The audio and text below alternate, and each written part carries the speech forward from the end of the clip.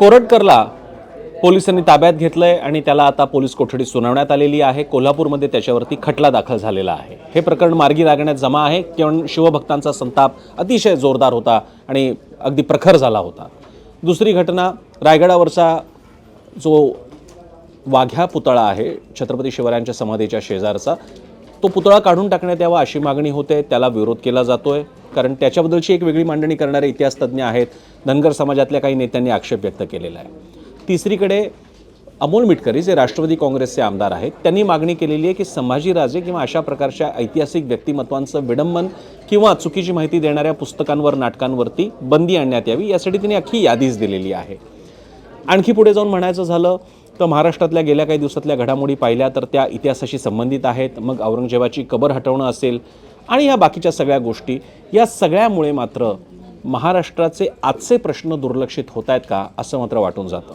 नमस्कार, मी प्रसन्न जोशी, आपण पाहताय माझा मुद्दा ABP माझाच्या डिजिटल प्लॅटफॉर्मवर। प्रश्न असा आहे, महाराष्ट्रात या घडीला अनेक प्रश्न आहेत। प्राथमिक शिक्षणामध्ये मुलांचं मुळात मराठी शाळा कमी होणं, ज्याला स्कूल ड्रॉपआउट म्हणतात ते प्रमाण वाढत असणं असेल, शिक्षणाचा दर्जा असेल, शेतकऱ्यांच्या आत्महत्या असतील, बेरोजगारी हा मोठा प्रश्न आहे, महिलांसाठीच्या विविध योजना त्यातमध्ये लाडकी बहीण योजना महत्त्वाची असतील आणि त्याच्या बाबतीत नेमकी योजना ती पुढे किती जाणार आहे याबद्दल सरकारच्या पातळीवरनं अजून प्रत्यक्ष कार्यवाही नव्या हप्त्यासह जो 2100 रुपयाचा हप्ता आहे सुरू व्हायचा आहे। आणि आता ताज्या अर्थसंकल्पामध्ये साधारणपणे आर्थिक शिस्त हा या राज्य सरकारच्या समोरचा अजेंडा असेल हे स्पष्ट झालेलं आहे आणि जी चांगली गोष्ट आहे, तो असलाच पाहिजे अजेंडा आणि त्या दृष्टीने सरकार काम करत असेल तर चांगली गोष्ट आहे। पण असे महत्त्वाचे लोकांच्या रोजच्या जगण्या मरण्याशी संबंधित प्रश्न, मग मेट्रोचा प्रश्न असेल, बसचा प्रश्न असेल, रस्त्यांचा प्रश्न असेल, असे प्रश्न न घेता ऐतिहासिक आणि 300 वर्ष 400 वर्ष जुन्या विषयांमध्ये आपण, आणि त्या मुद्द्यांमध्ये अर्थ असेलही नाही अशातला भाग नाही, किती काळ आपण आपल्याला अडकवून ठेवायचं आहे। मला इथे कौतुक वाटतं अजित पवारांचं। अजित पवारांना जेव्हा काल की परवा पत्रकारांनी वाघ्या कुत्र्याच्या संदर्भातला विषय काढला, अजित पवार सुद्धा म्हणाले की तुम्ही आता कोणकोणते विषय काढणार आहात, कोणाचा तरी पुतळा आहे तो काढा, कोणाचा असेल नसेल तर तो बसवा, ऐतिहासिक आहे किंवा नाही आहे। आता रायगडावर जे जातात ते प्रामुख्यानं छत्रपती शिवरायांच्या समाधीचं दर्शन घेण्यासाठी जातात, त्या किल्ल्याचं वैभव बघण्यासाठी जातात। मग इथे आता तो पुतळा आहे, तो पुतळा मग मुळात होता की नाही, आता त्याबद्दल सुद्धा मतमतांतर आहेत की गडकरींच्या एका नाटकामध्ये आणि त्याच्या यादीची एक आख्यायिका होती की छत्रपती शिवरायांचं निधन झालं आणि जेव्हा त्यांना अग्नी देण्यात आला, पार्थिवावर अंतिम संस्कार करण्यात आले, त्यावेळी त्या कुत्र्यानेही त्यात उडी घेतली अशी आख्यायिका आहे आणि त्यातून त्या पात्राने जन्म घेतला आणि त्यातून ती मूर्ती बनली।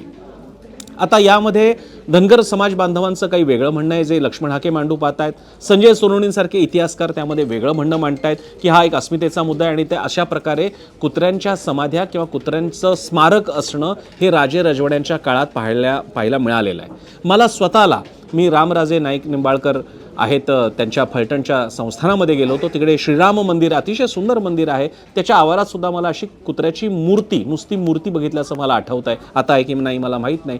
पण संजय सोनवणेंचा एक वेगळा मुद्दा त्यांनी या निमित्तानं मांडलेला आहे। तिकडे औरंगजेबाची कबर आहे ती हटवण्याचं आंदोलन सुरू झालं, ते हा म्हणता पसरलं, नागपूरमध्ये त्याचे पडसाद उमटले आणि दंगल झाली।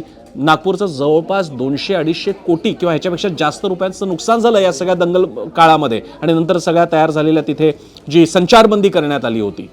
नेमकं काय चाललं, हे कोणते विषय आहेत? औरंगजेबाची कबर असली काय किंवा नसली काय असताना त्याच्याकडे कोणी जुलूस काढत नाही, तिकडे कोणी उरूस काढत नाही, तिकडे लोक कुठल्या जयंत्या मयंत्या साजऱ्या करायला जात नाहीत, मग हा विषय एवढा महत्त्वाचा का होता? आणि आज त्याच्यामुळे जे महाराष्ट्राचं नागपूरचं नुकसान झालं ते कोण भरून काढणार? तिकडे अमोल मिटकरी म्हणतायत की संभाजीराजेंची बदनामी करणाऱ्या या काय नाटकांवरती, पुस्तकांवरती बंदी आणा। आता त्यांच्या भावनेशी मी सहमत आहे, पण ही जी नाटकं किंवा ग्रंथ झाले त्यातले सुद्धा काही गाजलेली नाटकं होती किंवा काही पुस्तकं असतील, हे सगळे संदर्भ ग्रंथ, आणि आता ती नाटकं बनतही नाही। सगळ्यात महत्त्वाचं म्हणजे ती नाटकं कोणीही बनवत नाहीत कारण ती जुन्या काळाची, जुन्या पद्धतीची नाटकं होती। पण हेही लक्षात घ्यावं आणि याच्याबद्दल अगदी जयसिंगराव पवार इतिहासतज्ञ यांनी सुद्धा व्यक्त केलेलं आहे की त्या इतिहासकारांसमोर त्या काळातली ऐतिहासिक साधनं उपलब्ध होती आणि त्यामुळे त्या काळातलं त्यांचं ते ऐतिहासिक आकलन त्यांच्या लेखनामध्ये बघायला मिळतं, जे नंतर दुरुस्त होतं। स्वतः डॉक्टर जयसिंगराव पवारांनी सुद्धा जर का आपण त्यांचा इतिहास पाहिला, म्हणजे त्यांच्या कामाचा भाग बघितला, तर त्यांनी सुद्धा वेळच्या वेळी नव्या माहितीनंतर नवीन इतिहासाची आपली व्हर्जन्स त्यांनी लोकांसमोर मांडलेली आहेत। इतिहासकाराचं ते काम असतं, नवीन संदर्भ आला, जुना संदर्भ गळून जातो, नवीन मांडणी येते। आता अशावेळी जुनी पुस्तकं रद्द करा, बंद करा असं एकदा करत बसलं की नंतर त्यातून जो संकेत तयार होतो तर आपण असं कशाला, कारण मग महाराष्ट्रामध्ये जे मोठ्या प्रमाणात विद्रोही वाङ्मय आहे, ज्या विद्रोही वाङ्मयातून धर्मसंस्कृतीमधला सनातनीपणा असेल, धार्मिक कर्मकांड असतील, याच्यावरती केलेले प्रहार असतील, अशा पुस्तकांवरती सुद्धा बंदी आणली जाणार आहे का?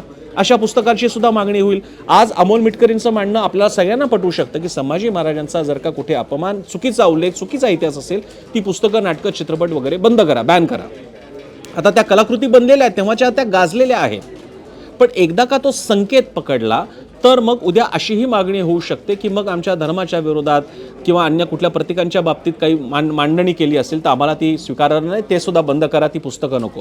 अंधश्रद्धा निर्मूलन समितीची पुस्तकं, अंधश्रद्धा वाङ्मय मोठ्या प्रमाणात आहे, जे अंधश्रद्धेच्या विरोधात लढण्याची प्रेरणा देतं, ऊर्जा देतं. उद्या ते म्हणतील हे आमच्या धर्माच्या विरोधात आहे, आम्हाला ती पुस्तकं नको, आम्हाला त्यांची भाषणं नको.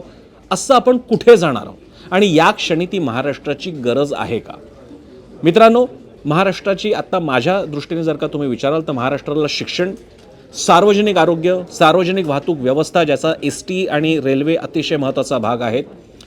चौथा भाग म्हणजे परवडणारा आवास, राहणं, आणि पाचवी गोष्ट म्हणजे आर्थिक स्रोताची सुनिश्चिती. हे 5 मुद्दे या क्षणी देशाच्या समोर आहेत, महाराष्ट्राच्या समोरचे आहेत. जर का तुम्ही आजूबाजूला बघत असाल तर नोकरी धंद्याची शाश्वती नाही आहे, घरांची विक्री कमी झालेली आहे, पडून आहेत मोठ्या संख्येनं. पुणे, मुंबई, नाशिकच्या त्रिकोणात लाखो प्रॉपर्टीज पडून आहेत. या मुद्द्यांकडे आपण बोलणार आहोत का? लोकांच्या हातात पैसा का नाही खेळत आहेत? आज आपण SIP सही आहे, म्युच्युअल फंड सही असं म्हटलं जातं, मात्र लोकांचा पैसा जो म्युच्युअल फंडमध्ये आहे तो मार्केटच सगळं डबघाईला आल्यामुळे आज जवळपास 15, 20, 25% करेक्शन आपापल्या पोर्टफोलिओमध्ये झालेलं आहे. त्यामुळे मध्यमवर्ग हवालदिल झालेला आहे, कारण फिक्स्ड डिपॉझिटमध्ये पैसे गुंतवावे तर तिकडे पैसा तेवढा मिळत नाही आहे, पुन्हा टॅक्स त्याच्यावरती बसणार आहेत. इतर ठिकाणी कुठल्याही पॉन्झी स्कीममध्ये गुंतवून चालणार नाही. कोऑपरेटिव्ह बँकेमध्ये पैसे घालावेत तर त्याच्या एक बातम्या येत असतात कोऑपरेटिव्ह बँकेवरच्या कारवाईच्या. राहणीमान असुरक्षित होण्याच्या सुद्धा घटना वाढत चाललेल्या, शहरातला कायदा सुव्यवस्था हा मोठा मुद्दा बनलेला आहे. याशिवाय बेरोजगारीचा प्रश्न कधीच मिटला नव्हता, शेतकऱ्यांचे प्रश्न कधीच सुटले नव्हते. असे अनेक मुद्दे आहेत. या मुद्द्यांसाठी आपण आपल्या लोकप्रतिनिधींवर दबाव आणणार आहोत की दरवेळी हे पुस्तक बॅन करा, ही समाधी तोडा, ती समाधी बांधा, तो पुतळा आणा किंवा तो पुतळा घालवा. हेच मुद्दे डिस्कस करायला सगळ्यात सोपे आहेत. एक छोटंसं मॉडेल सांगतो. आंदोलन सुरू होतं, अमुक चौकाला अमुक नेत्याचं किंवा महापुरुषाचं नाव द्या, मग येतं त्या महापुरुषाचा किंवा नेत्याचा तिकडे पुतळा बसवा, मग आंदोलन होतं, आता त्या महापुरुष किंवा महामानवाच्या डोक्यावरती छत्रचामर काहीतरी बसवा. हीच आंदोलनं करायची आहेत का आपल्या सगळ्या तरुणांनी, युवा वर्गानं, की त्यांच्यासमोर आपण हातात काही महत्त्वाचे मुद्दे घेऊन काम करणार आहोत, आंदोलनं पुढे घेऊन जाणार आहोत की ज्याचा सर्वसामान्यांना उपयोग होईल, समाजाला उपयोग होईल? हा प्रश्नाचं उत्तर मात्र तुम्हाला द्यायचं आहे. आणि त्या दृष्टीने कुठे नेऊन ठेवतोय आपण महाराष्ट्र माझा, याचं उत्तर मात्र ABP माझाच्या या कार्यक्रमात मी माझा मुद्द्यामध्ये आपल्यापर्यंत आणतोय. त्याचं उत्तर तुम्ही द्याल. तुमच्या कमेंटशी मी वाट पाहतो. मला तुमच्याशी बोलायला आणि तुमच्या कमेंट जाणून घ्यायला नक्कीच आवडेल. आजचा माझा मुद्दा कसा वाटला जरूर सांगा, कमेंट्समध्ये व्यक्त व्हा. आणि रोज 7:56 आपला कार्यक्रम पाहायला विसरू नका. 0 वर ABP माझावर. ABP माझा, उघडा डोळे बघा नीट.